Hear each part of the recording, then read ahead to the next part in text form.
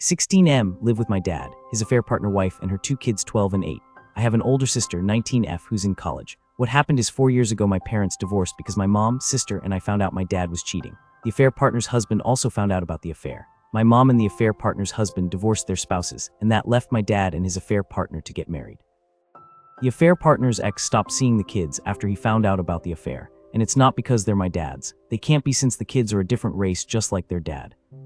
My sister and I turned our backs on dad after we found out about the affair. Dad had been a good dad before the affair, but he stopped spending time with us and was always busy with work or in therapy outside of work to focus on us, and we found out why.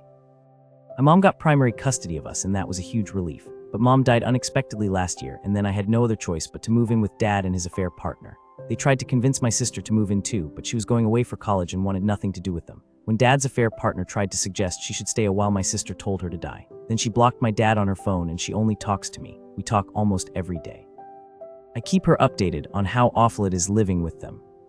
My dad made me go to therapy with them, but the therapist fired us because I wouldn't engage, and my dad insisted she find some way to help us. My dad and I argued, and I told him I didn't want to try or to make things work. He told me we need to because I can't hide behind my mom anymore. He said he was sorry for upsetting me and my sister, but we should try to understand he fell in love.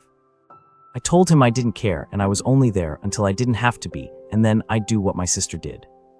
I do have other family, but none in the same state, and that's a big deal. My grandparents tried to get custody of me, but apparently being 16, it doesn't matter because out of state and living parent makes that a huge no. Now my dad and his affair partner are expecting a baby, and she's got a bunch of complications. She was sick a lot, bleeding a lot, and her blood pressure is really bad apparently. My dad and her wanted me to help her out when I get back from school and help take care of stuff until my dad gets back, but I said no and I ignored them. I actually just come home late after school, and if she asks me to get her water or whatever when I'm at the house, I ignore her. Told me how serious all this stuff is, that she could die and the baby could die, and I need to help because of how serious this is and whatever. I told them they should ask her kids for help because I don't care what happens to her. I said I don't even want to be here and I never want to be here. I said they were sick and they needed to leave me alone because they weren't making a family out of the mess they created. They went nuts about her kids being younger and how I should care for any human life. Am I wrong for that?